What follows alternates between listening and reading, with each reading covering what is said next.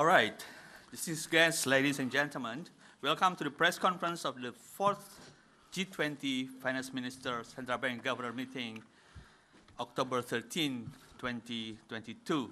We have just finished the meeting, and now we are delighted to have the co-chair of the meeting here with us, Her Excellency, Madam Minister Sri Mulyani, Finance Minister of Republic of Indonesia, and of course, His Excellency, Governor Peri Warjio.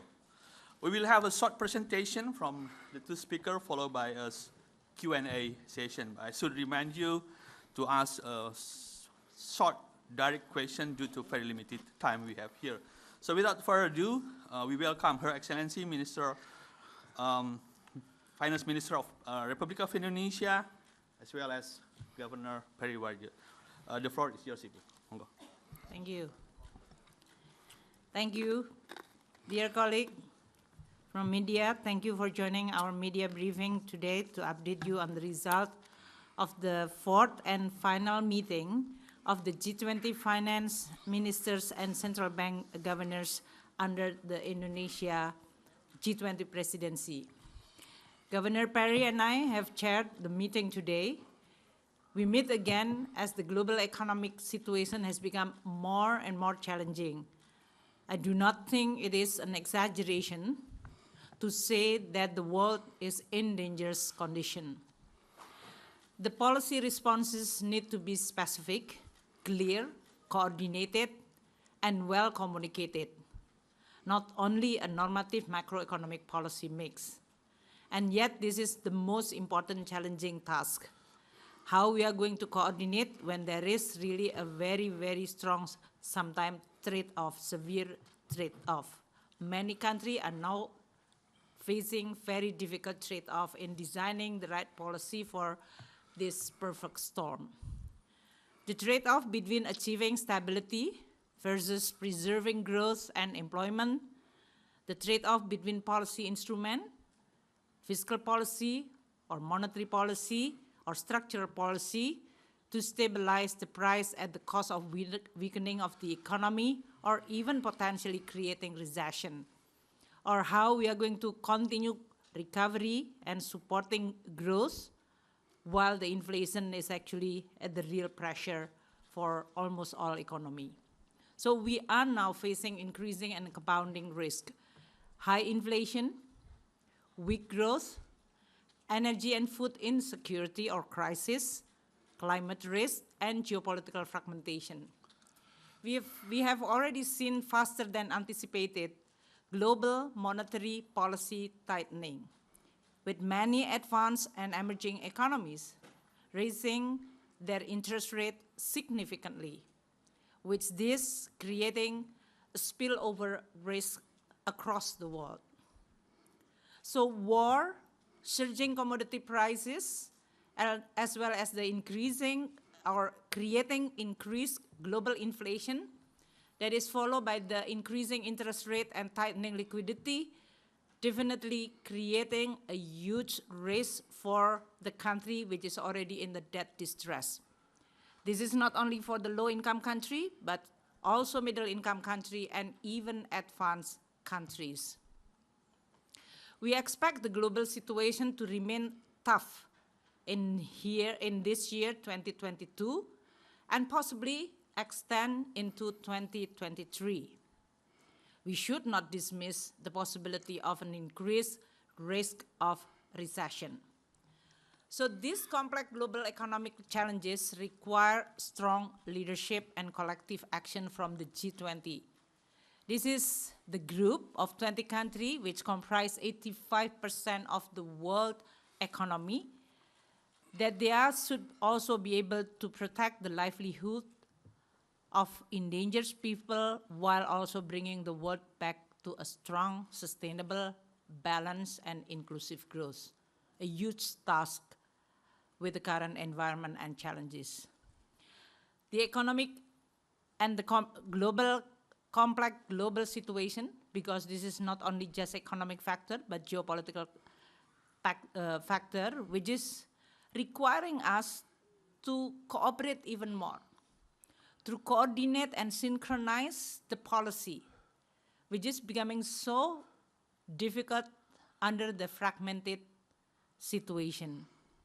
How we are going to be able to develop the right macroeconomic policy, mix between fiscal, monetary, as well as structural policy, and how we are going to continue achieve a common goal of recovering the economy and how to coordinate in an effective way. The appropriate policy mix is becoming one of the most important discussions that we are having under this G20, especially on the first session. How we see the threat to the global economy in the form of high inflation, high food, energy, fertilizer price, as well as, of course, the geopolitical tension, which is also creating additional to the supply side disruption. So our meeting today is certainly critical for the G20's credibility. And I must say that actually during the current and these 2 days meeting, all members countries underlined that it is very important to continue preserve this G20 as the premier economic forum for cooperation. So here we have the opportunity to deliver the other commitment that we've already made during our initial meeting, that is back in February 2022. We are also delivering a lot of action, which we also proudly achieve under this during these 2 days past meeting under the G20 economic meeting. On the first issue related to the global economy, we are all saying, regardless the source of the uncertainty and the problem, we want to strengthen our coordination and harmonizing action on issues that are critically important for global economic stability, prosperity, including related to the food and energy crisis. The second one, we also strengthen our commitment to ensuring the long-term financial resilience of international financial architecture. This is especially important when the world, especially many countries, especially again low-income emerging countries, they are finding in the position of debt distress with a high interest rate and also the debt burden which is already high even after the pandemic. Our commitment, including the global financial safety net, the special drawing right allocation to support most vulnerable, and strengthen the multilateral development bank capital adequacy framework. This is being done while ensuring the implementation of the common framework on debt treatment beyond the SSI. The third issue, we reaffirm our commitment to significantly progress on the financial sector regulation and supervisory. We have aimed to strengthen the international financial system in facing the development of the financial system, including crypto asset activities and market, while harnessing digitalization to increase productivity, a sustainable and inclusive economy, and also a strategy to strengthen digital financial literacy. And then the fourth issue, we reaffirm our commitment to advance the 2022 Sustainable Finance Report, which in addressing the priority identified in the G20 Sustainable Finance Roadmap, which has developed a transition finance framework to recognize climate transition activity, including energy transition, and ways to enhance the accessibility and affordability of sustainable finance. The last one, we reaffirm our commitment to revitalize infrastructure investment in a sustainable, inclusive, and affordable way, including tools to leverage private sector participation, mobilizing financing to cities and regions, and increase digital and infratech investment. Also to increase sustainable and transformative infrastructure investment. Finally, we also reaffirm our commitment to the implementation of the international tax package. This is very important, the last session, in which we are discussing about two pillars, and the implementation of these two important achievements. Also, the implementation of the ASEA Initiative Bali Declaration on International Taxation.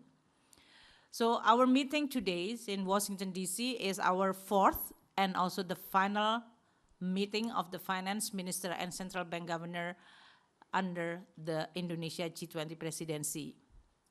Despite the fact that we face many challenges, differences in view, and especially from the very beginning, there are quite a lot of huge gaps that we have to create an effective bridge by our presidency, and also escalating geopolitical conflict, a war in Ukraine, which exacerbated and worsening the economic situation. Indonesia presidency has been able to maintain the unity of this G20 as a premier global forum for economic and financial policy. This is certainly has been welcomed and also supported and agreed by all G20 member countries. As you all know that India will take over the G20 presidency in 2023, including, of course, on the finance track. The ministers and governors have been briefed about the proposed main priority agenda from the 2023 India presidency. Certainly, with all our support, and also I wish India in this case all the best so that they can continue providing a platform as well as a forum of G20 in coordinating our best effort in alleviating obstacles and averting the risk of the global economic downturn. We do believe that our meeting today will provide some hope that despite the challenges and differences, the G20 can still produce concrete outcomes that can help the world. Thank you. Pak Berry. Thank you. Very good afternoon to all of you.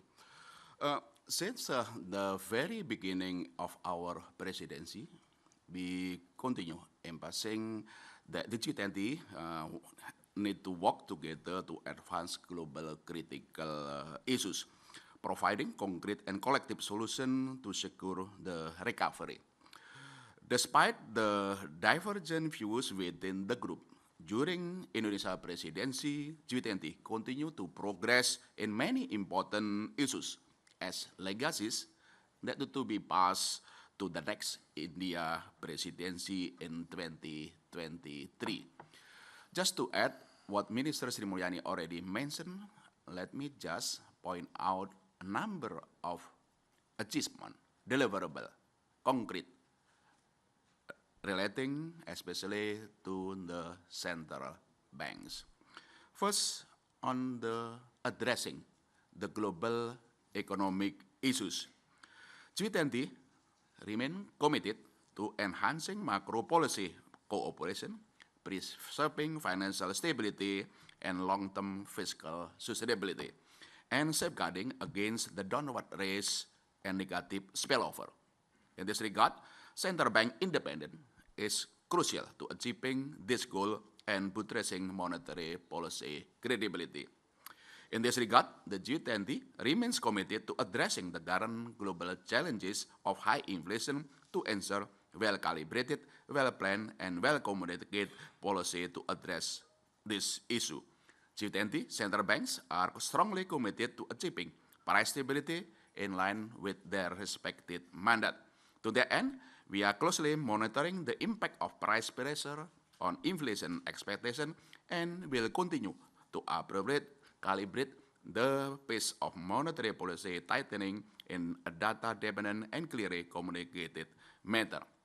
Nonetheless, as the challenges of global economic in this very difficult circumstances becoming more complex, then policy cannot be only rely on one instrument.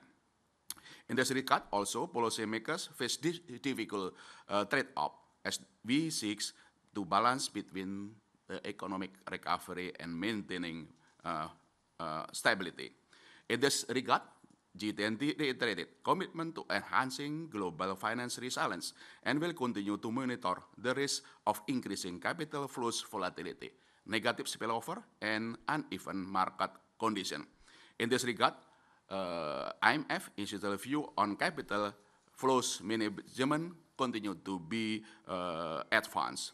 To maintain stability and limit adverse selection, the G20 also discuss and look forward to further progress in the operation of the IMF integrated policy framework and welcome the BIS macro financial stability framework. Those framework, we do believe that will serve among the policymakers, including the central bank, how to address the many complex challenges.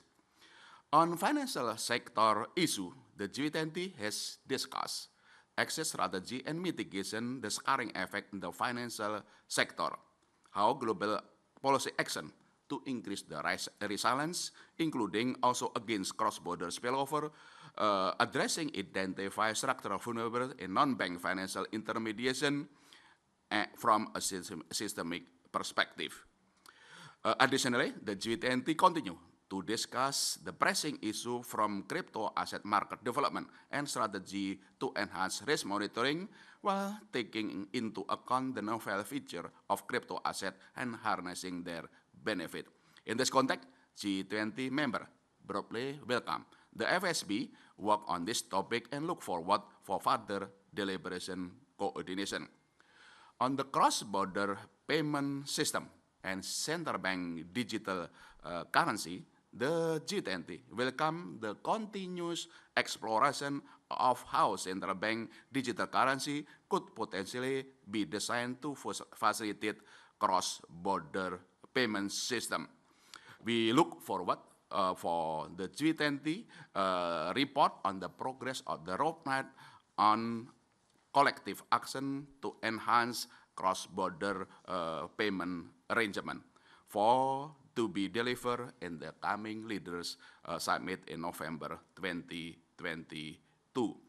We also make progress on the cross-border payment, including also Indonesia presidency to coordinate with BIS how to advance the cross-border payment system interconnectivity and interoperability, including Indonesia presidency also initiated ASEAN 5 cross-border payment system connectivity as a showcase of regional implementation of G20 roadmap for enhancing cross-border payment roadmap. On CBDC agenda, G20 explore how CBDC could potentially be designed to facilitate cross-border payment system. In this regard, discussion continue both from the macro financial challenges as well as on how to design the technology. In this regard, Indonesia presidency initiated to jointly with the BIS to conduct on CBDC seminar throughout 2022. Yesterday, Indonesia G20 presidency also organized CBDC seminar on how to understanding the design and technology of the CBDC.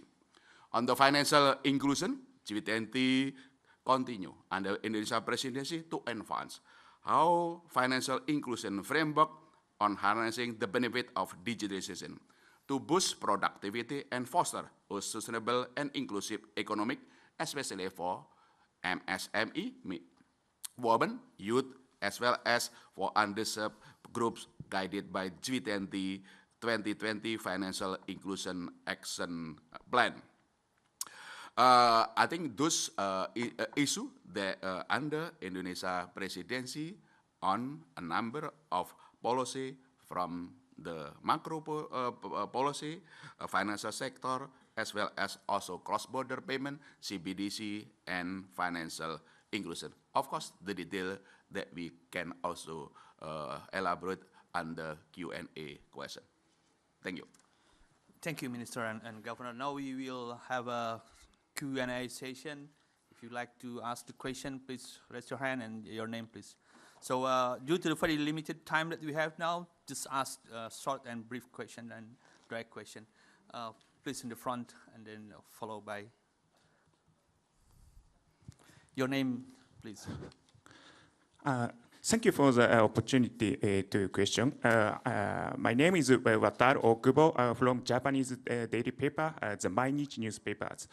My question is about the foreign currency market. So, you know, the US dollar is very strong against the other countries' currency, which has a negative effect on the world economy, including developing countries.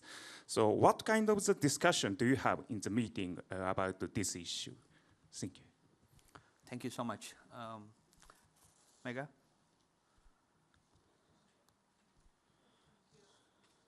Thank you.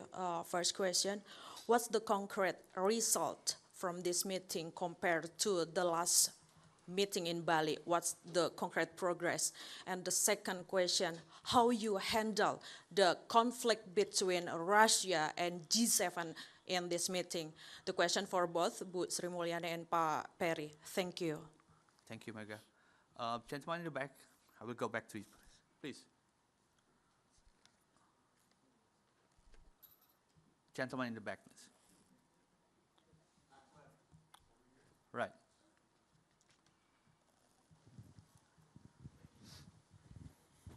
Okay, I would like to, my name is Andri Prastio. I would like to ask about the risk.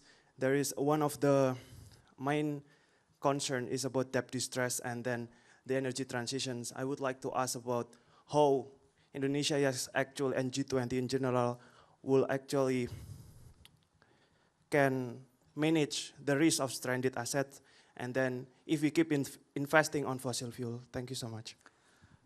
Thank you. Gentlemen, in the front, please. Thank you.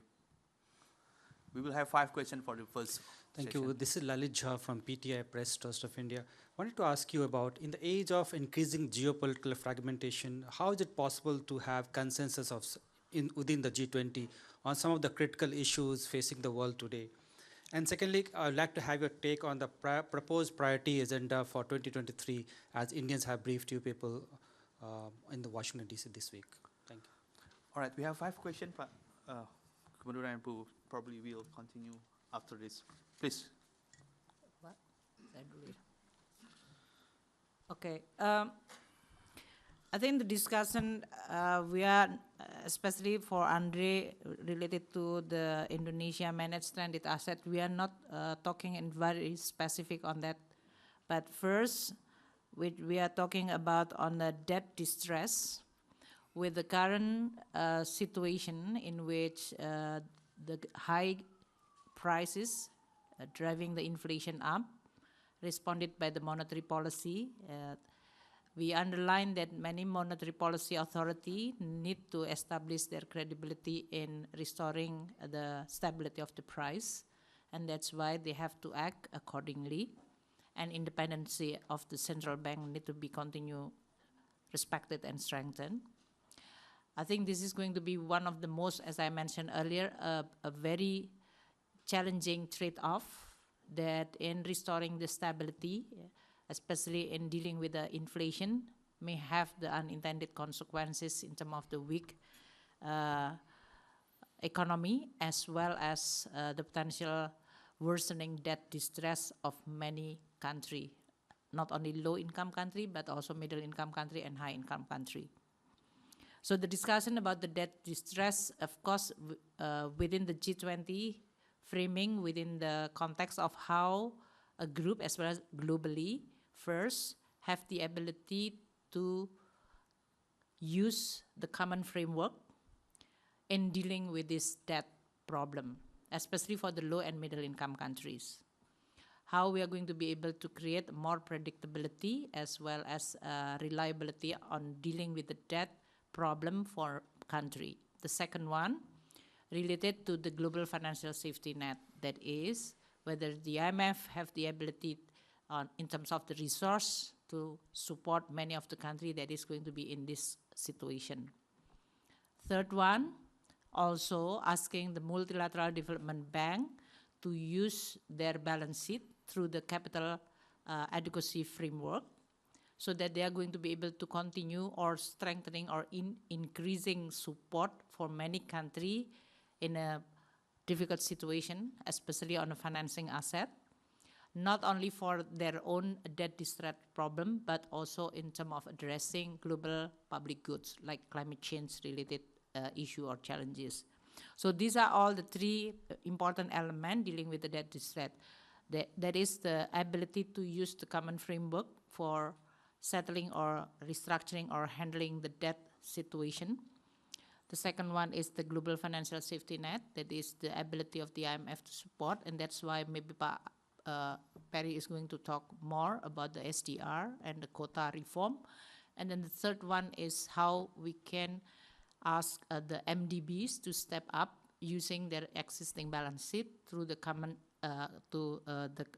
capital adequacy framework. That is stretching ability to lend more, which is then can help many countries, especially under current circumstances when the market is so sometimes volatile and the tendency of the interest rate is increasing.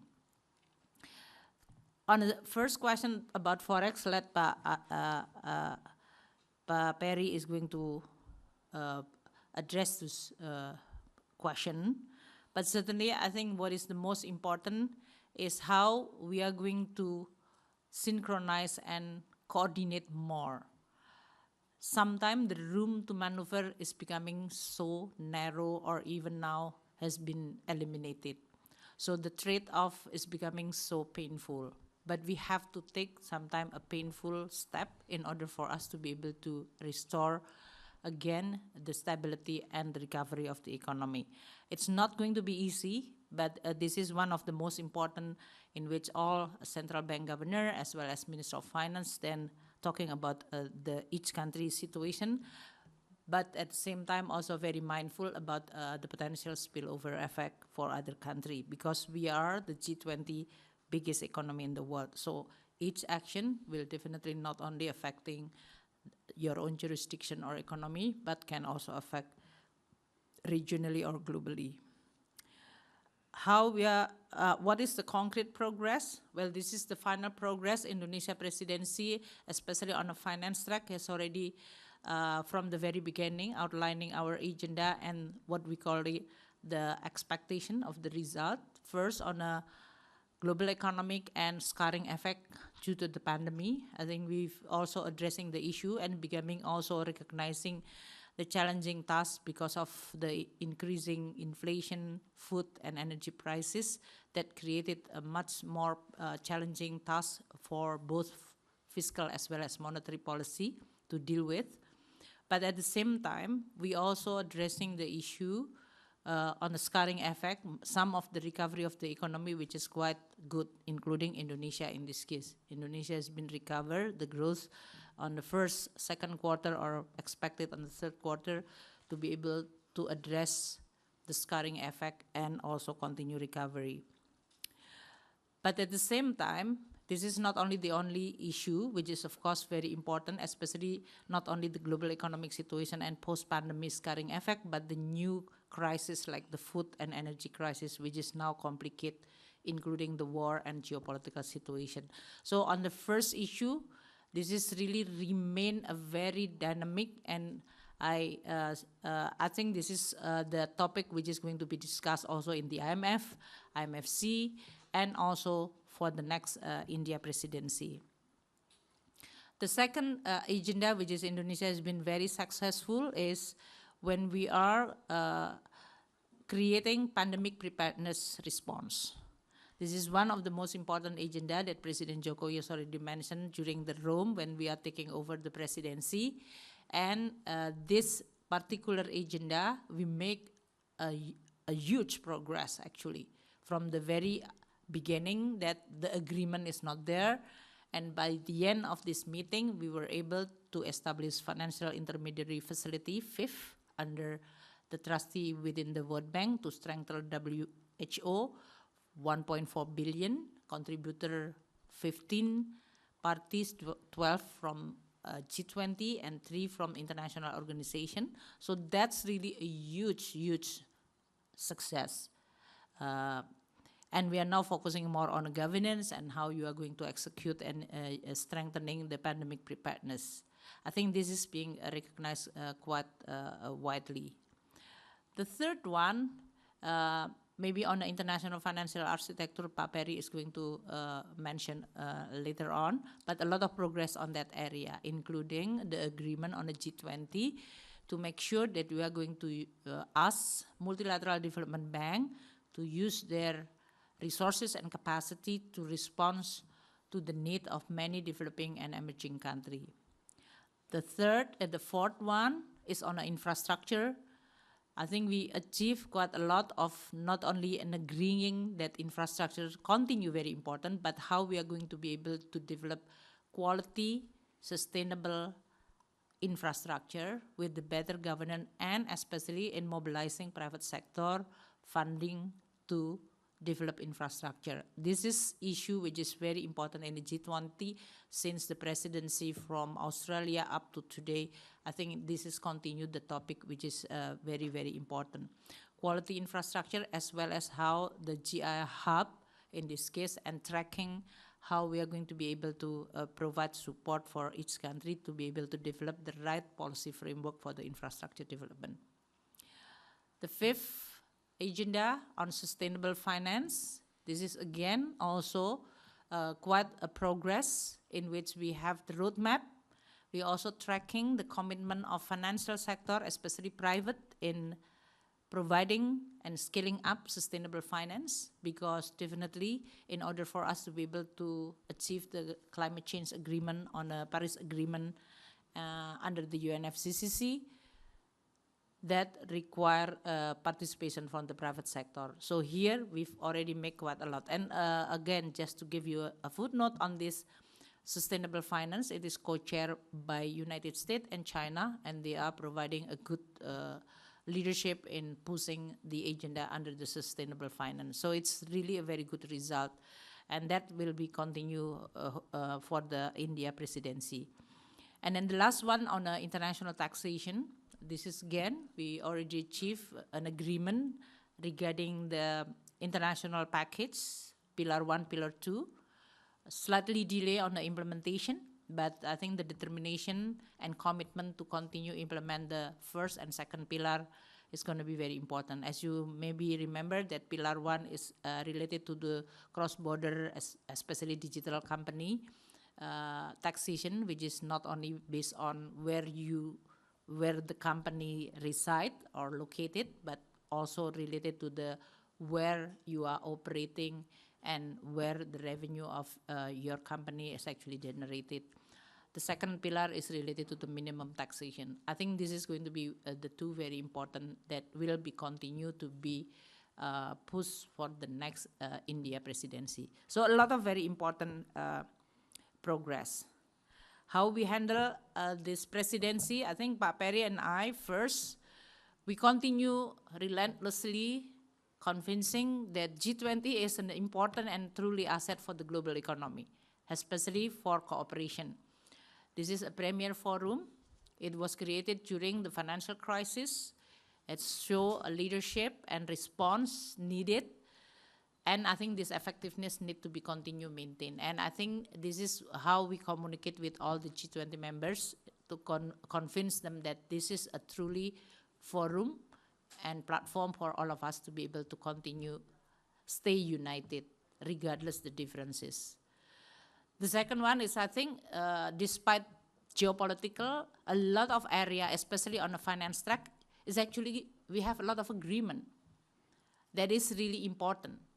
And many, even wherever they are positioned in terms of this geopolitical conflict, they actually want to see finance track, especially to be continue talking about the foundation on the economy and finance that need to be preserved. So that's really a very good and strong.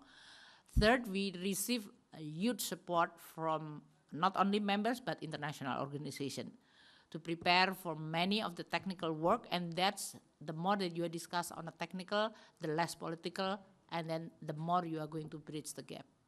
The fourth one, which is very important, especially Pak Perry, is always continuously promoting Indonesia culture, cuisine, coffee, that is actually bridging the gap through the non, which is, I think, that is also very, very important in contributing what you call it, the communication among the member. I think that's the most important. On 2023, I'm not commenting on that.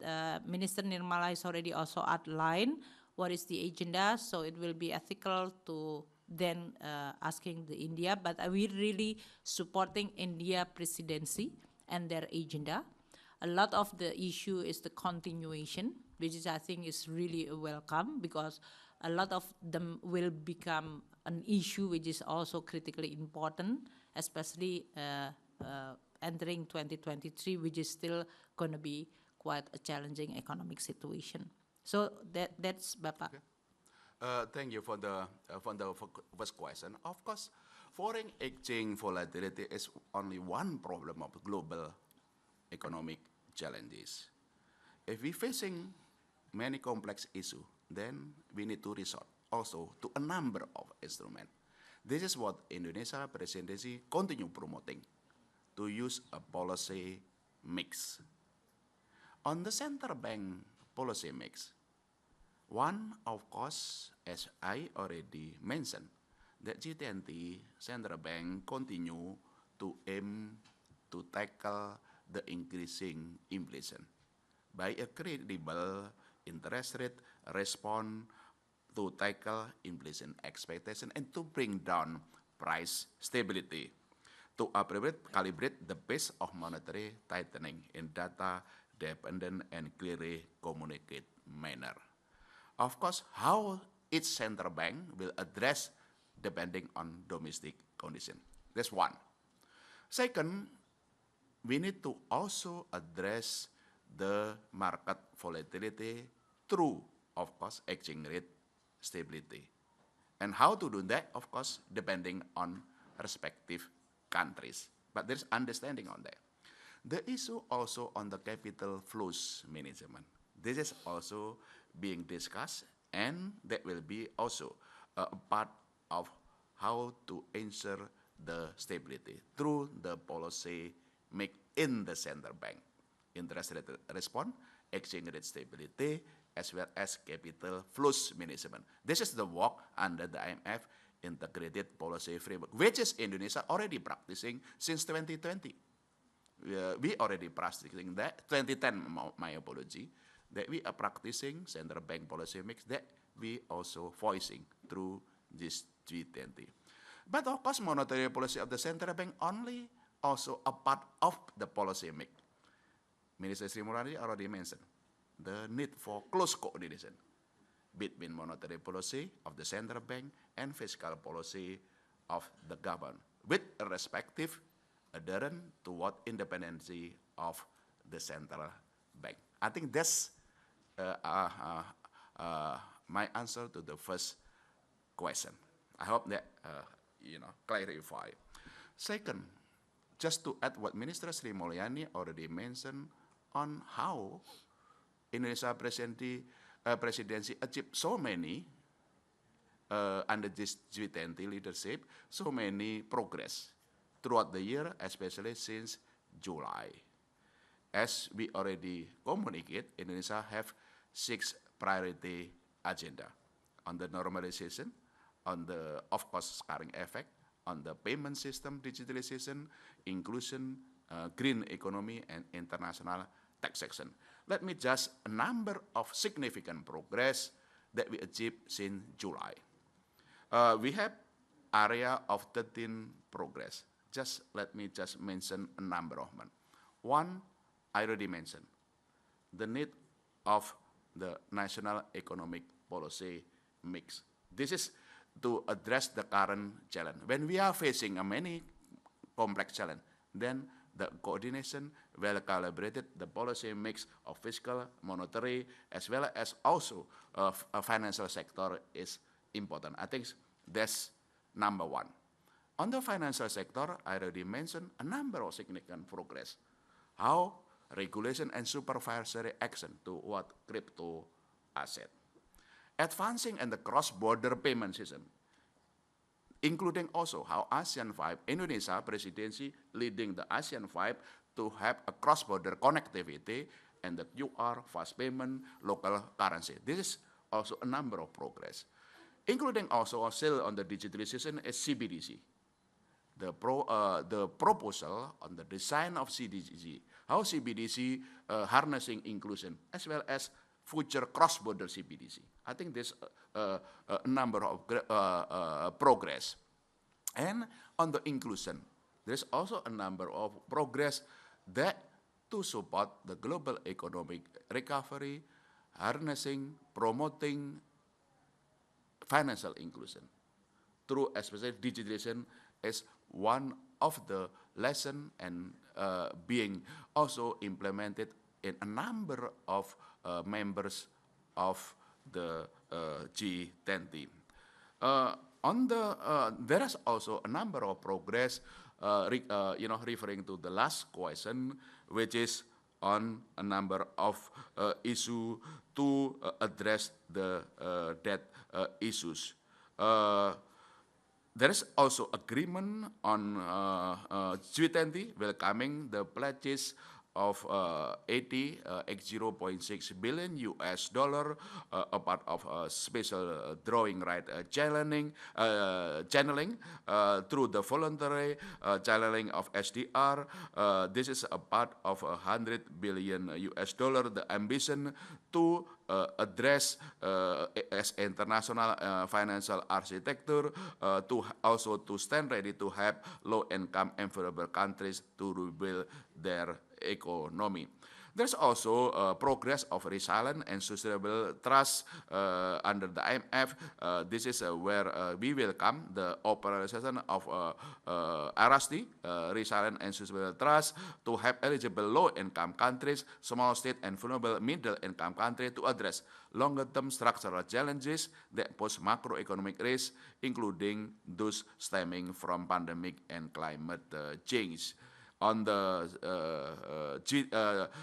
general review of quota 16 of the IMF, we will also continue progressing discussion on those aspects. I think those among significant progress and deliverable what Indonesia presidency continue advancing under the G20. And also relating to the resolving the debt issues.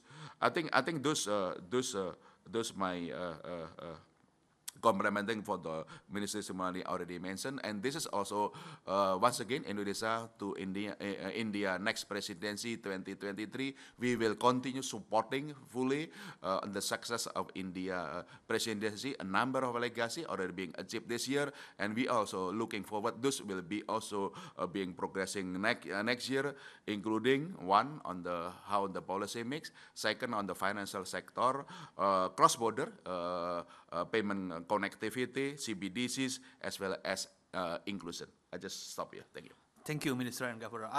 My apology because we cannot continue to the second session because of very limited time that we have, because we have to move to another session. Thank you so much for the question, and again, thank you so much, Minister and Governor, for this opportunity. So see you in Bali for the 2022 Bali Summit, November 15. Thank you. Good afternoon.